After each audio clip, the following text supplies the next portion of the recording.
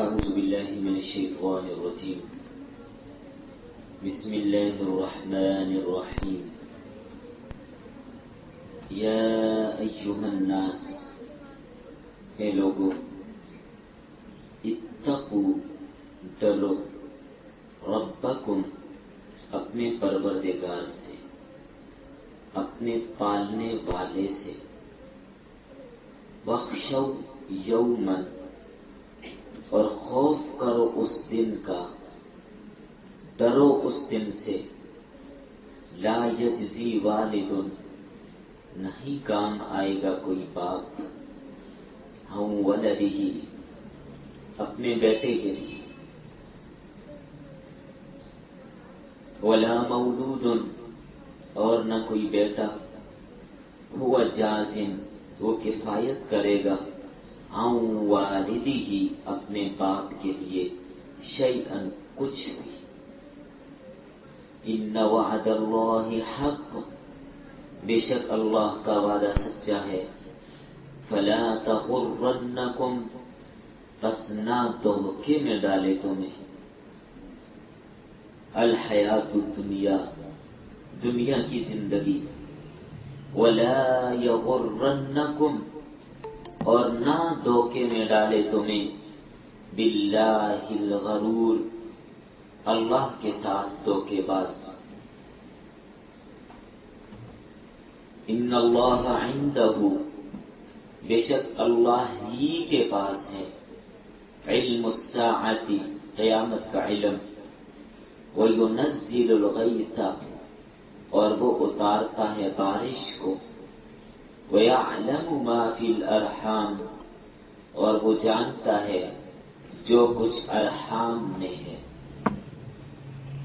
وَمَا تَدْرِي نَفْسٌ، اور نہیں جانتا کوئی نفس، ماذا تکسب غدا، کیا کچھ کمائے گا کل، کل کیا کرے گا، کیا کمائے گا، کوئی نہیں جانتا، وَمَا تَدْرِي نَفْسٌ، اور نہیں جانتا کوئی نفس، بِأَيِّ أَرْضٍ تَمُوتُ، کس زمین میں اس کا انتقال ہوگا، کہاں پر اس کو موت آئے گی، کسی کو نہیں پتا۔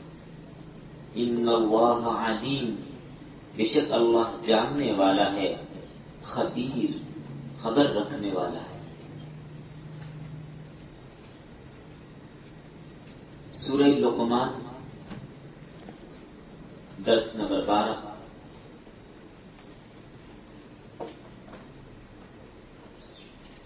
سبق کا عنوان ہے خاتمہ سورت برحکم تقوی، مع تذکیر آخرت۔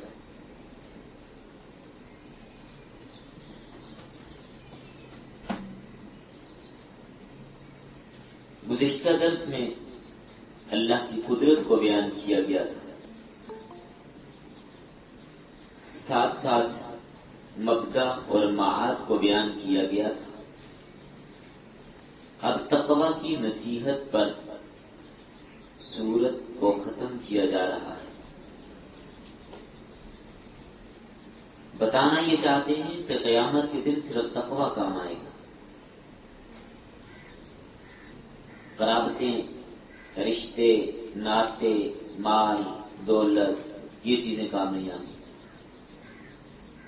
اسے تقوی بہترین زاد راہ ہے۔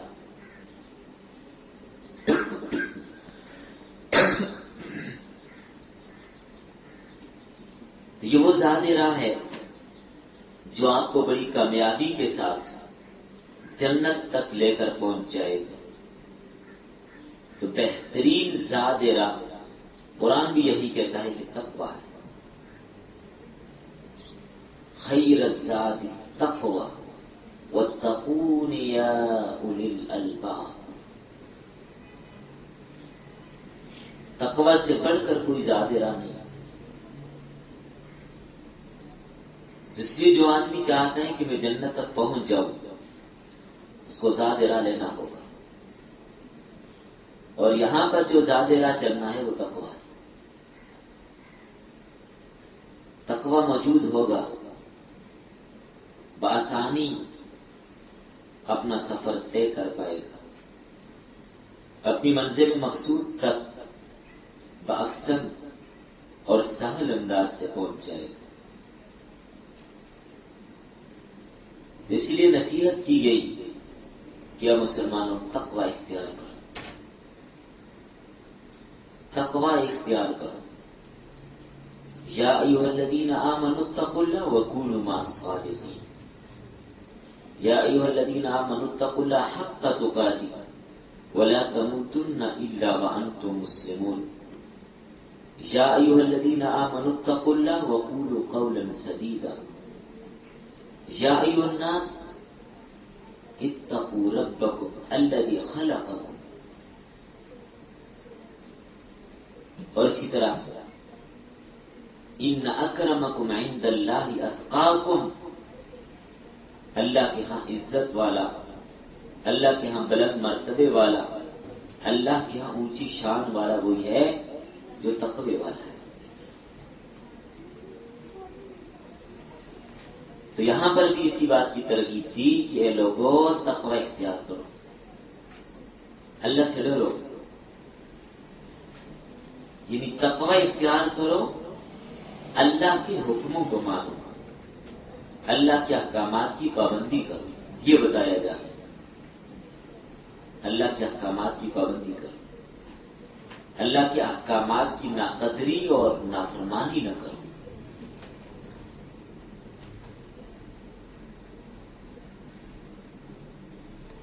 کہیں بھی جانا ہو، زیادہ راہ کے بغیر منزل مقصود تک پہنچنا بہت مشکل ہوتا ہے۔ زیادہ راہ ہو، راستے کا خرچہ موجود ہو، پھر بآسانی آپ منزل تک پہنچ جائیں گے، لیکن زیادہ راہ نہیں ہے، تھک ہار کر راستے میں ہی بیٹھ جائیں گے، منزل طے نہیں ہو سکے گی، مصائب آئیں گے، پریشانیاں آئیں گی، یہاں تک کہ جان دے بیٹھے گا۔ ساتھ ساتھ قیامت کی ہولناکی کا ذکر بھی کیا، اور بڑے زبردست انداز سے ذکر کیا۔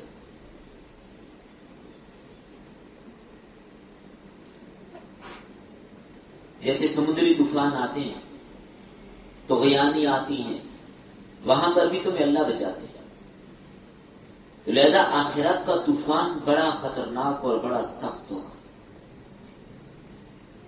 یہ حادثہ اتنا شدید ہوگا، کوئی قریب ترین رشتہ دار، کوئی دوست، کوئی قریبی سے قریبی رشتہ بھی کام نہیں آئے گا۔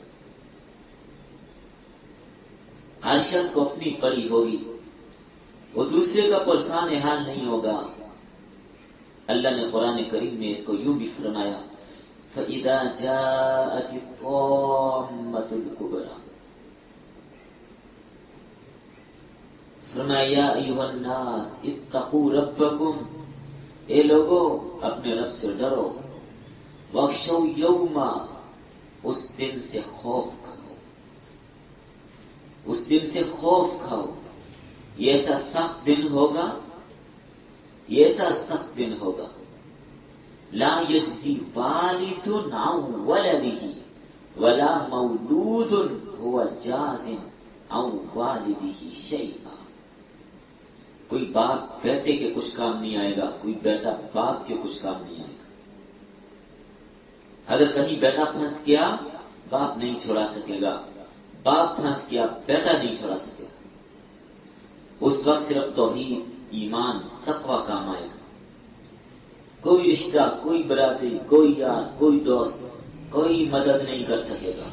اور سورہ عبس میں یوم یفر المرء من اخیہ وامہ وابیہ وصاحبتہ وبنیہ لکل امرئ منہم یومئذ شأن یغنیہ، آدمی اپنے بھائی سے، ماں سے، باپ سے، بیوی سے، بیٹے سے دور بھاگے گا۔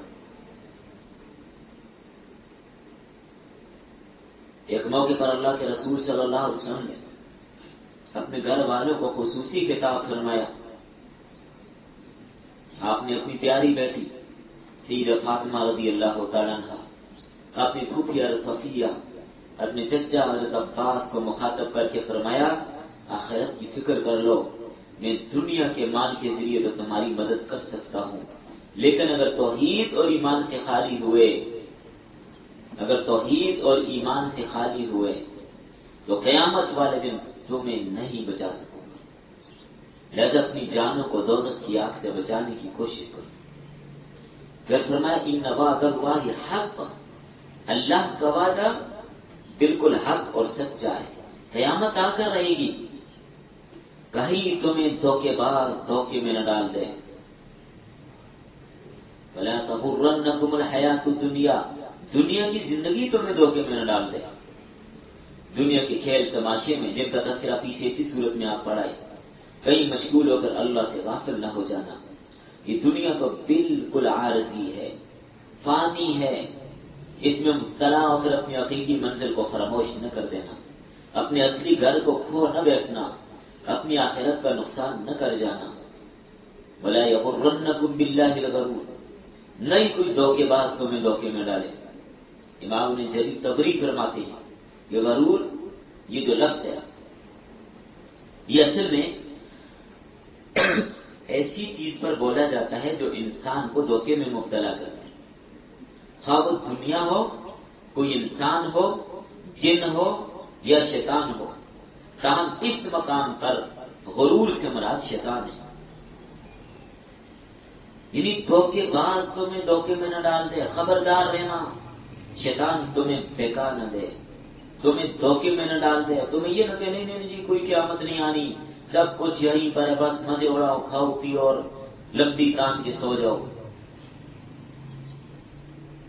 وہ تمہیں ورگلا کر توحید سے ہٹا نہ ڈالے، ایمان اور نیکی کے راستے سے ہٹا کر شرک میں مبتلا نہ کر دے، لہذا اس سے بچ کر رہنا، دیکھتے رہنا، فکر کرتے رہنا، غور کرتے رہنا کہ شیطان تمہیں دنیا کی رنگینیوں میں مبتلا کر کے بہکاوے میں مبتلا نہ کر دے، تمہیں دھوکے میں ڈال کر آخرت کی جو اصلی منزل ہے اس سے تمہیں غافل نہ کر دے۔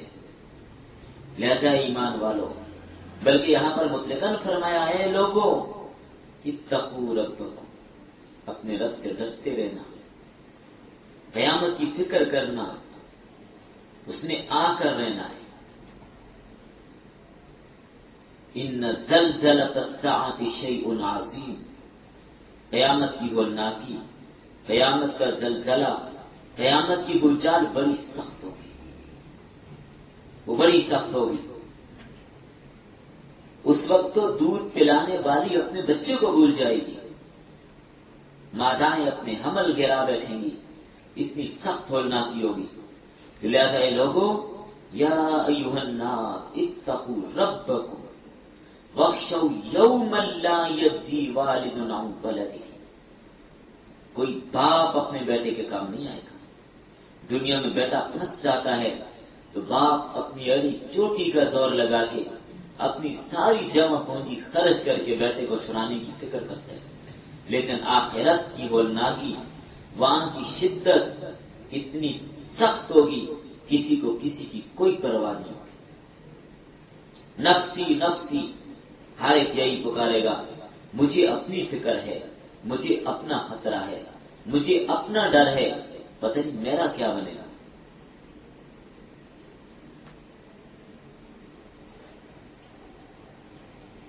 تو اس لیے انسان کو چاہیے کہ اپنی آخرت کی فکر میں لگا رہے، اس دن کی تیاری سے غافل نہ ہو جائے۔ اسی لیے فرمایا وَلَا يَغُرَّنَّكُمْ بِاللَّهِ الْغَرُورُ، یہ شیطان بڑا دھوکے باز ہے، یہ تمہیں دھوکے میں نہ ڈال دے۔ اس میں تو یہی کہتے ہیں مرنے کے بعد کوئی زندگی نہیں ہے، مر گئے، ختم ہو گئے، مٹی ہو گئے۔ مَن يُحْيِي الْعِظَامَ وَهِيَ رَمِيمٌ، مر کے ہڈیاں ہو گئے، بسیدہ ہو گئے، راکھ بن گئے، کون زندہ کرے گا؟ اس نے تو یہ شکوک و شبہات ذہن میں ڈالنے ہیں، اس نے تو یہی ذہن میں ڈالنا ہے ابھی بڑی عمر پڑی ہے، کر لیں گے توبہ، چلتے رہنے دیجیے، لگے رہنے دیجیے، ابھی بہت عمر پڑی ہے، نمازیں بھی پڑھ لیں گے، روزے بھی رکھ لیں گے، کون سا ہم بوڑھے ہو گئے ہیں بھائی، آج فرض ہو کے کون سا بوڑھے ہو کے کر لیں گے، بوڑھے ہوئے تو جب بوڑھا ہوتا ہے تو کچھ کر سکتا نہیں تھا، اب کرنا چاہتا بھی ہے نہیں کر سکتا. یہ شیطان کا دھوکہ ہے. چلو کوئی بات نہیں، ابھی یہ گناہ کر لو، بعد میں توبہ کر لینا. شیطان مسلمان سے گناہ یوں نہیں کرواتا کہ انکار کرواتے نہیں، کہتے چلے کر لیں گے، ابھی بہت ٹائم ہے، پھر کر لیں گے. یہ کام سنت یہ نہ کیا تو بھی پوچھ تو کوئی نہیں، کوئی بات نہیں، بس فرض پورے کر لیں، کوئی بات نہیں. تو اس طرح سے مختلف انداز سے گناہوں کو مزین کر کے دھوکہ دے. شادی کا موقع ہے، اور بھائی کون سی شادیاں روز روز ہوتی ہیں، خوب ڈول ڈمکے کے ساتھ کیجیے، ایک ہی بار کرنی ہے، کون سی روز روز کرنی ہے، خوب گانے بجانے کے ساتھ ڈول ڈمکے کے ساتھ کیجیے. شیطان یہی بات سر میں ڈالتا ہے، یہی دھوکہ دیتا ہے. اور پھر مختلف قسم کی تعبیرات، مجھے شادی ہو رہی ہے ختم ہو رہا ہے، پتہ ہی نہیں چل رہا کہ ہو کیا رہی ہے. ہر موقع پر رسومات میں، خرافات میں انسان کو ظالم نے لگا دیا. اس لیے اللہ تعالیٰ پہلے ہی فرما رہے ہیں خبردار رہنا. سمجھدار ہوتا ہے نا وہ آدمی، آپ کسی راستے پر چل رہے ہیں، آگے سے دو بندے آ گئے، ایک بندہ آ گیا نہ صحیح دو، اس نے کہا بھئی آپ کدھر جا رہے ہیں؟ جی میں اس راستے پہ اپنا سفر طے کر رہا ہوں. کبھی بات سنو، اس راستے پہ آگے چور بیٹھے ہوئے ہیں، ڈاکو بیٹھے ہوئے ہیں، گزرنے والے کو لوٹ لیتے ہیں. اس بندے کو آپ جانتے نہیں، اس کہنے والے کو آپ پہچانتے نہیں، اس کا نام نہیں معلوم، اس کی جگہ نہیں معلوم، اس کا باپ نہیں معلوم، اس کا سچا جھوٹا ہونا نہیں معلوم، پھر بھی اس راستے پہ نہیں جاتے. اس لیے کہ کہنے والے نے کہہ دیا آگے چور ہے، آگے ڈاکو ہیں، لوٹ لیتے ہیں، نہیں جاتے اس راستے پہ، راستہ بدل دیتے ہیں چاہے دور ہی کیوں نہ. کیا اللہ کے رسول کی بات پر اتنا بھی یقین نہیں؟ اس راستے پر شیطان بیٹھا ہے، وہ تمہیں دھوکے میں ڈال دے گا، تمہیں گمراہ کر دے گا، اس راستے پہ نہ چلنا، پھر بھی چلتے. ایک عام بندے کی بات پر یقین کر کے اس کی مان لیتے ہیں اور اللہ کے رسول کے ساتھ یہ سلوک کرتے ہیں، اللہ کی کتاب کے ساتھ یہ سلوک کرتے ہیں. وقال الرسول یا رب ان قوم اتخذوا هذا القرآن مہجورا. اللہ کے رسول قیامت کے دن شکایت کریں گے کہ میری قوم نے، میری امت نے، میرے ماننے کا دعویٰ کرنے والوں نے قرآن کریم کو پس پش ڈال دیا، اس کی نہیں مانتے تھے، اس میں نہیں چلتے تھے، اس کو نہیں سیکھتے تھے، اس کو نہیں سمجھتے تھے. کیا جواب ہوگا؟ کیا جواب دے سکیں گے اس وقت؟ اللہ کے رسول صلی اللہ علیہ وسلم اپنی امت کے لیے اتنے شفیق، ہر موقع پر اپنی امت کے بچانے کی فکر کی. قیامت کی ان سختیوں میں بھی، ان ہولناکیوں میں بھی ایک واحد ہستی ہوگی جس کو اپنی نہیں، اپنی امت کی فکر ہوگی. باقی ہر کسی کو اپنی اپنی فکر ہوگی، لیکن ہم نے اللہ کے رسول کی یہ قدر کی. آپ صلی اللہ علیہ وسلم کے احسانات کا یہ سلام نے دیا کہ آپ کی تعلیمات کو ہم نہیں مانتے. اپنی خوشی کے موقع پر، اپنی شادیوں کے موقع پر سب کو راضی کر کے لے آتے ہیں، لیکن اللہ کے رسول کی سنتوں کو ناراض کر کے گھر سے باہر دھکیل دیتے ہیں. کس منہ سے جائیں گے؟ تو اس لیے فرمایا کہ شیطان تمہیں دھوکے میں نہ ڈالے. یہ دنیا کی رنگینیاں دکھا کر، دنیا کی زیب و زینت دکھا کر، اور دنیا کی آرائش اور نمائش اور زیبائش دکھا کر انسان کو گمراہ کرنے کی فکر میں ہر وقت یہ اس کوشش میں ہے کہ میں کسی نہ کسی طرح اس کو راستے سے ہٹا دوں. لیکن انسان اتنا بیوقوف ہو چکا، اپنے رب کی نہیں مانتا، شیطان کی مانتا ہے. اللہ نے پہلے بتا دیا کہ شیطان تمہارا کھلا دشمن ہے. انہ لکم عدو مبین، یہ تمہارا کھلا دشمن ہے، اس کو دشمن سمجھو. اور یہ بات ذہن میں رکھیے گا، جو بندہ دشمن کو دشمن سمجھتا ہے بچ جاتا ہے، لیکن جو دشمن کو دشمن نہ سمجھے وہ بچ نہیں سکتا. اس لیے کہ وہ دشمن سمجھتا ہی نہیں اس کو، اس کے پاس بھی جائے گا، اس کے راستے پر بھی چلے گا، اس کے ساتھ تنہائی بھی اختیار کرے گا، یہ اس کو نقصان دے دے گا۔ دشمن کو دشمن سمجھنے والا یہ میرا دشمن ہے، وہ پھر بھی اختیار کرتا ہے۔ اللہ نے بتا نہیں دیا یہ تمہارا کھلا دشمن ہے، آگاہ نہیں کر دیا کہ آدم علیہ السلام کے ساتھ اس نے دھوکہ نہیں کیا۔ اس کے بعد تسلسل کے ساتھ پوری محنت اور لگن کے ساتھ شیطان اور اس کی اولاد آدم کو گمراہ کرنے کے چکر میں نہیں لگی ہوئی، ہر وقت وہ اسی کام میں لگا ہوا ہے کہ ان لوگوں کو دین سے ہٹا دو، برگلا دو، قرآن سے دور کر دو، شریعت سے دور کر دو، اسلامی تعلیمات سے دور کر دو، انگریزوں کی بات ان کے ذہن میں ڈھیل دو، کفار کی بات ان کے ذہن میں ڈھیل دو، گانے بجانے کی محبت ان کے ذہن میں ڈھیل دو۔ تو ہم شیطان کے پیچھے جا رہے ہیں، اس کے نقش قدم کو، لیکن اللہ یہ فرما رہے ہیں کہیں دھوکے باز تمہیں دھوکے میں نہ ڈال دے۔ یہ دھوکے میں پڑ چکے ہیں۔ جو شیطان کی پیروی کرتا ہے، شیطان کے نقش قدم پر چلتا ہے، اس کی مان کر چلتا ہے، تو وہ شیطان کے دھوکے کا شکار ہو چکا ہے۔ بچا کیا پیچھے؟ کچھ بھی نہیں بچا، ڈال دیا اس نے دھوکے میں۔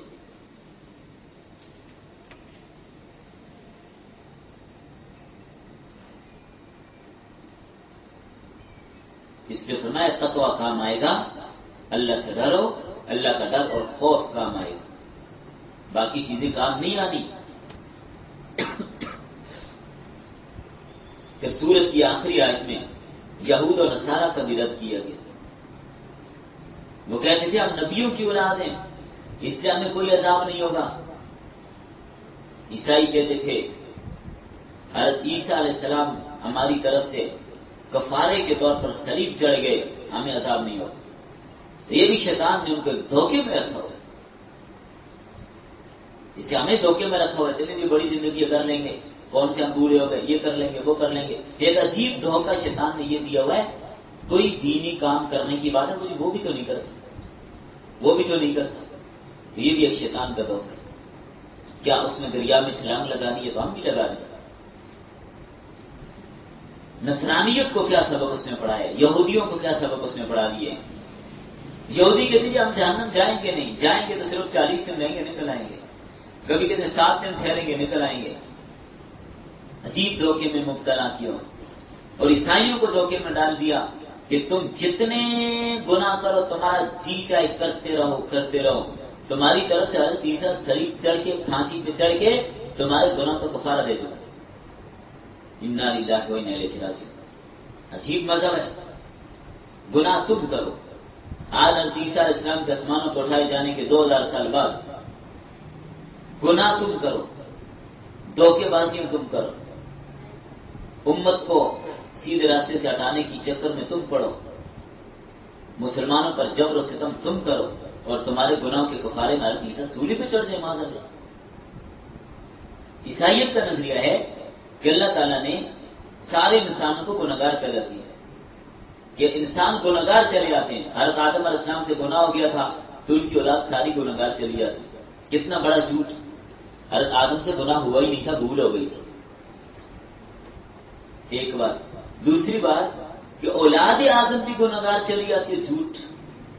لا تزر وازرۃ وزر اخرى، کوئی آدمی دوسرے کا بوجھ نہیں اٹھاتا، بھول ایک سے ہوئی تو اس کا بوجھ دوسرے پہ تھوڑا ہی ہوتا۔ اور ہمیں شریعت نے اصول بتا دیا، ادھر ربنا ظلمنا انفسنا وان لم تغفر لنا وترحمنا لنكونن من الخاسرین کہہ کر حضرت آدم علیہ السلام کی توبہ قبول ہو گئی۔ اولاد آدم کے لیے بھی یہ حکم ہے، جب کوئی غلطی ہو جائے، کوئی بھول ہو جائے، توبہ کر لو، میں معاف کر دوں گا۔ تو عیسائیوں نے یہ نظریہ کہاں سے گڑا کہ ساری اولاد آدم گنہگار چلی آتی ہے، اب گناہ کے لیے ضروری تھا کہ کفارہ دیا جائے، تو سب کو قتل کرنا یہ عقل کے خلاف تھا، تو اللہ نے اپنے اکلوتے بیٹے عیسیٰ کو پیدا کیا اور اس کو سارے عیسائیوں کے گناہ اس کے سر پر رکھ کے اس کو سولی پہ لٹکوا دیا۔ یہ باطل فاسق خرافانہ عقیدہ تم ہی مبارک، گناہ تم کرو اور تمہاری جگہ سولی پہ نبی چڑھے معاذ اللہ۔ مسلمانوں کا عقیدے کا عیسیٰ صلیب پہ نہیں چڑھے، اللہ نے آسمانوں کو اٹھا دیا۔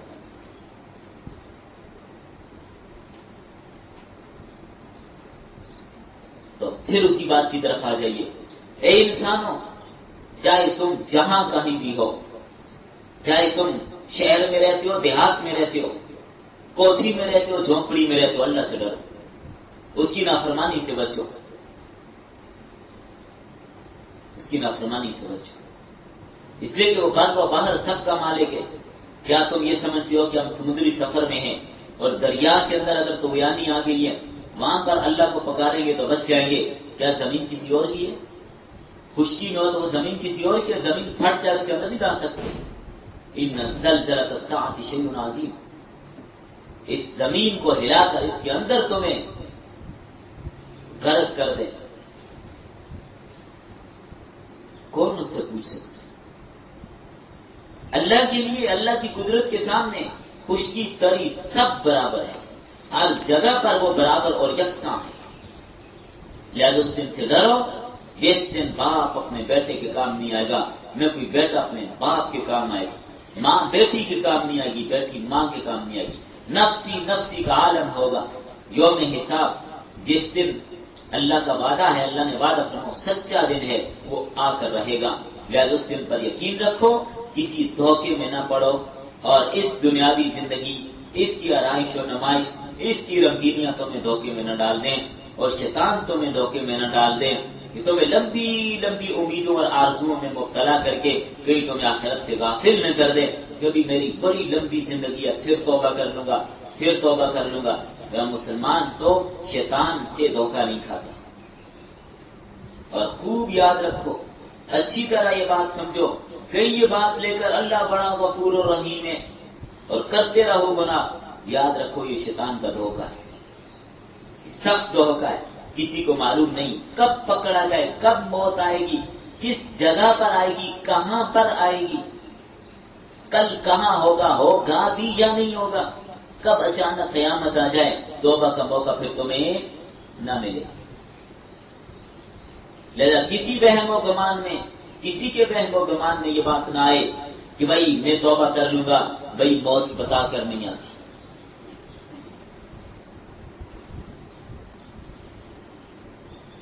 موت کا وقت معلوم نہیں ہے. تو یاد رکھیے گا، جو لوگ کہتے ہیں جی قیامت نہیں آئے گی، کیوں؟ دلیل کیا تمہارے پاس؟ کہتے ہیں پتہ نہیں کب آنی ہے. تو بھائی کسی چیز کا وقت معلوم نہ ہونا اس کے نہ ہونے کی دلیل نہیں ہوتی. کتنے واقعات دنیا میں وقوع پذیر ہوتے ہیں لیکن ان کا پہلے سے کسی کو علم نہیں ہوتا، جب ہوتا ہے تو پھر پتہ چلتا ہے. دنیا میں ہزار واقعات نمودار ہوتے ہیں، پہلے سے ان کا علم کسی کو نہیں ہوتا. اگلی آیت کا شان نزول. حضرت مجاہد اور مفسر قرآن حضرت مقاتل فرماتے ہیں، ایک اعرابی نبی صلی اللہ علیہ وسلم کی خدمت میں آیا. اعرابی منا دیہاتی. اس نے آ کر سوال کیا، یا رسول اللہ صلی اللہ علیہ وسلم، مجھے بتائیے میری بیوی حاملہ ہے، وہ کیا جنے گی؟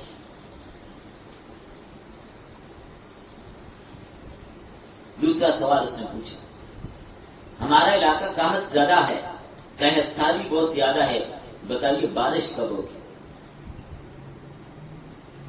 کہنے لگا مجھے یہ تو معلوم ہے کہ میں کب پیدا ہوا ہوں، آپ مجھے بتائیے کہ مجھے موت کب آئے گی؟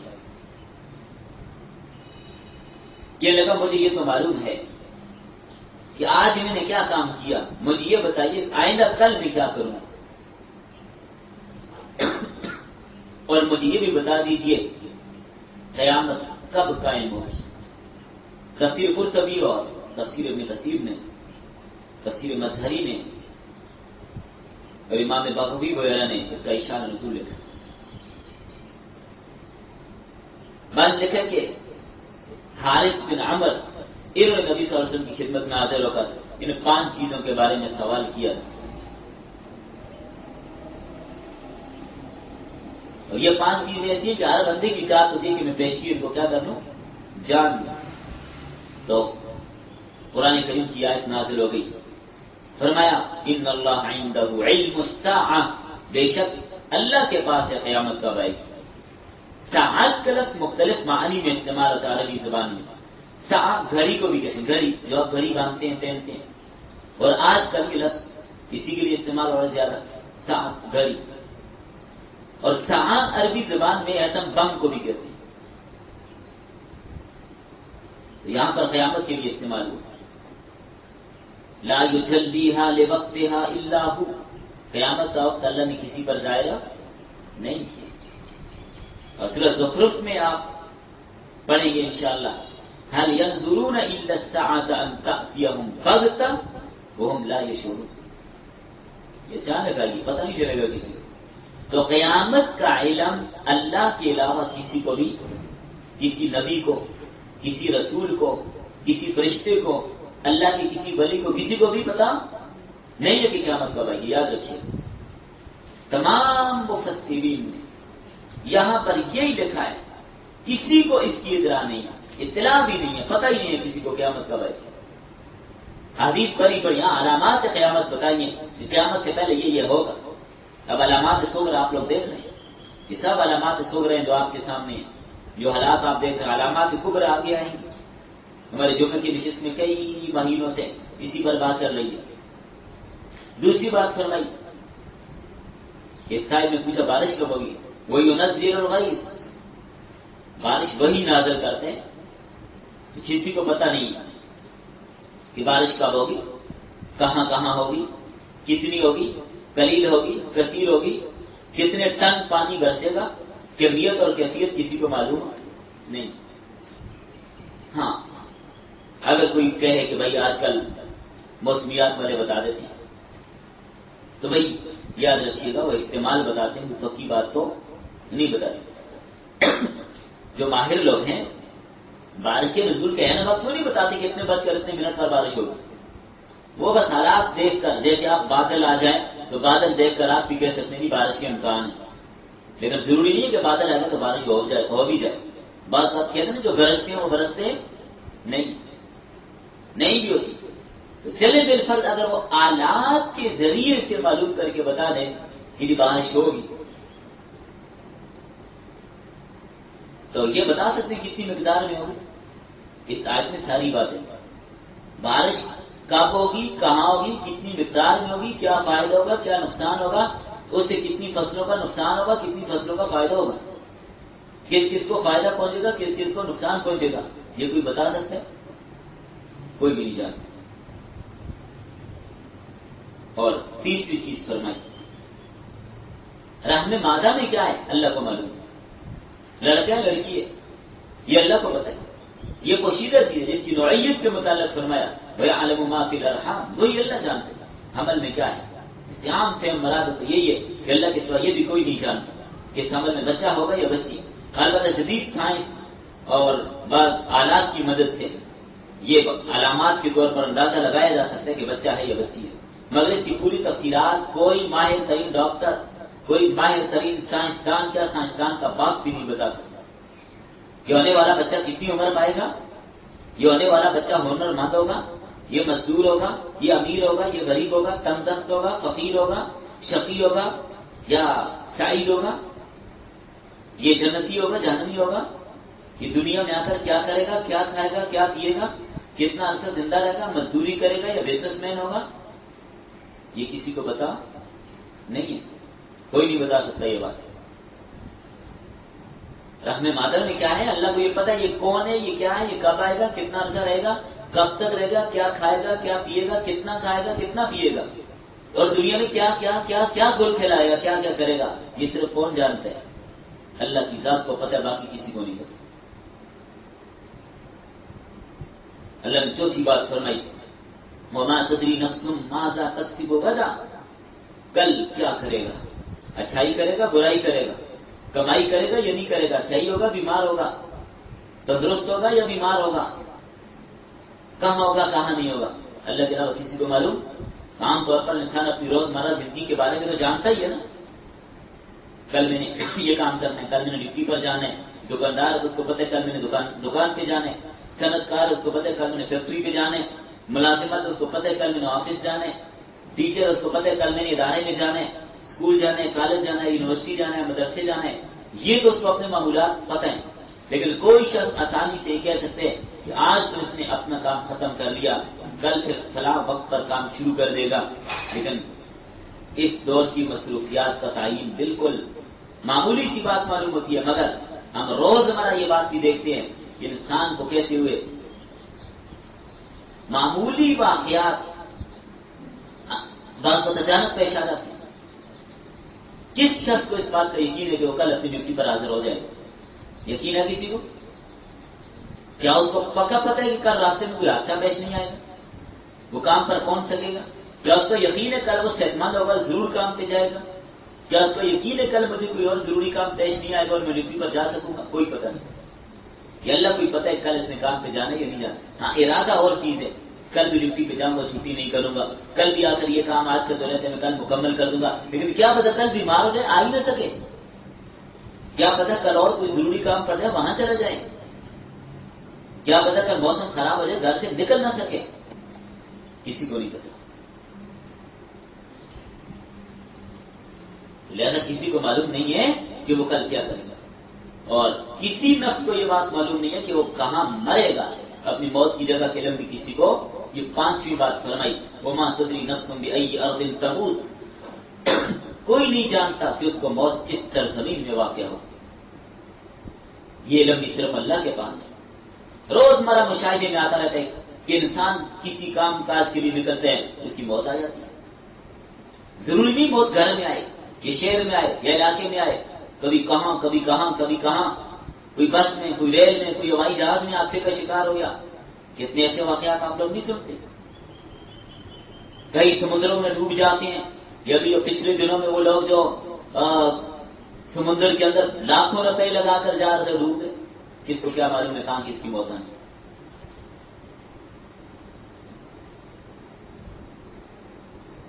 کئی کمپنیوں کے جہاز کہاں غائب ہو جاتے ہیں، سمندر کے اندر جہاز غائب بھی ہو گئے، ملے نہیں آج تک۔ سینکڑوں مسافروں سمیت، عملے سمیت، کوئی پتہ نہیں کس کی موت کہاں واقع ہو، کسی کو نہیں پتا۔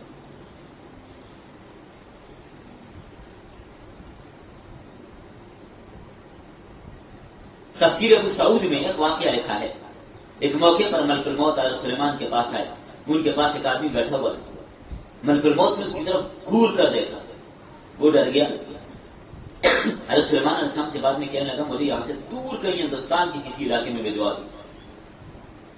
تو حضرت سلیمان علیہ السلام کی تابع تھی، آواز جنات آتی، آپ نے حکم دیا جنات کو یا ہوا کو، تو وہ دور دراز علاقے میں اس کو پہنچا دیا۔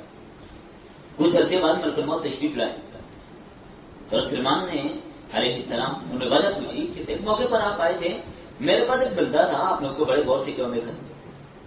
تو ملک الموت نے بتایا کہ مجھے اللہ کا حکم تھا کہ چند منٹوں کے بعد ہندوستان کے فلاں جنگل میں اس بندے کی روح قبض کرنی، اور وقت بالکل قریب تھا اور یہ آپ کے پاس بیٹھا ہوا تھا۔ میں حیران ہو گیا اتنے تھوڑے وقت میں وہاں پر یہ کیسے پہنچے گا۔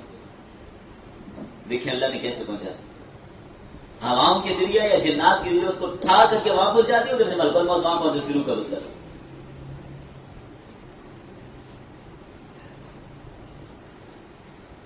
بات سمجھ آ گئی آپ کو؟ تو یہ آپ اندازہ لگائیے کہ کسی کو اپنی موت کے بارے میں علم نہیں، تو غیب کی ان چیزوں کا تعلق اللہ کے ساتھ ہے۔ یہ 5 چیزیں غیب کی چابیاں ہیں، اللہ کے علاوہ ان کو کوئی بھی نہیں جانتا۔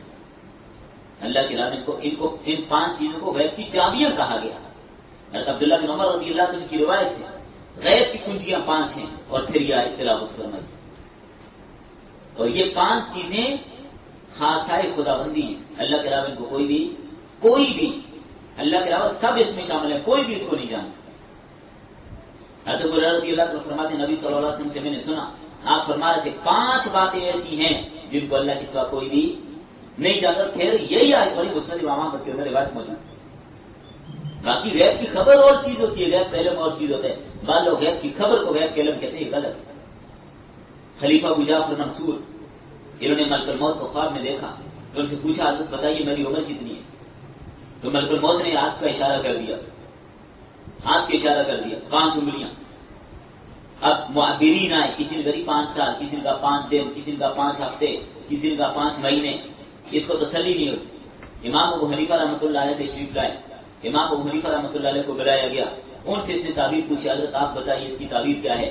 تو امام اعظم امام ابو حنیفہ رحمہ اللہ نے فرمایا کہ بھائی صاحب جس نے جو تعبیر بتائیے غلط بتائی. 5 دن 5 مہینے 5 سال کے ساتھ اس کا کوئی تعلق. ملک الموت نے 5 انگلیوں سے یہ اشارہ کر دیا کہ سورہ لقمان کی جو آیت ہے جس میں 5 چیزوں کے بارے میں بتایا کہ اللہ کے علاوہ ان کو کوئی بھی نہیں جانتا. تو آپ نے ان سے پوچھا میری موت کب آئے گی؟ جس میں ملک الموت نے ہاتھ سے اشارہ کر دیا کہ ان 5 چیزوں کے علاوہ اللہ کے علاوہ کوئی بھی نہیں جانتا. صرف اللہ کو معلوم ہے، باقی کسی کو معلوم نہیں. تو علم غیب خاصہ خداوندی ہے، اس کے علم ذاتی ہے، جبکہ باقی مخلوق کے علم ذاتی نہیں، کسی کے علم ذاتی نہیں. اور عطائی طور پر بھی اللہ نے غیب کی ہر بات کسی کو نہیں بتائی، بس ضرورت کی چند باتیں بتا دی جو ضرورت پڑنی تھی، ہر بات کسی کو نہیں بتائی. علم کلی صرف اللہ کے پاس ہے. چلیں الحمدللہ یہ سورت اللہ تعالیٰ کے فضل و احسان سے مکمل ہوئی. کل سے انشاءاللہ اگلی سورت شروع کریں گے. جتنے احکامات ہم نے پڑھے اللہ تعالیٰ ان پر عمل کرنے کی توفیق عطا فرمائے، اور جتنے منہیات پڑھے ان سے باز رہنے کی توفیق عطا فرمائے. اور آج کے سبق میں خصوصی طور پہ تقویٰ کا ذکر کیا گیا. اللہ تعالیٰ ہم سب کو تقویٰ کی دولت سے مالا مال فرمائے. ربنا تقبل منا انك انت السميع العليم وتب علينا انك انت التواب الرحيم.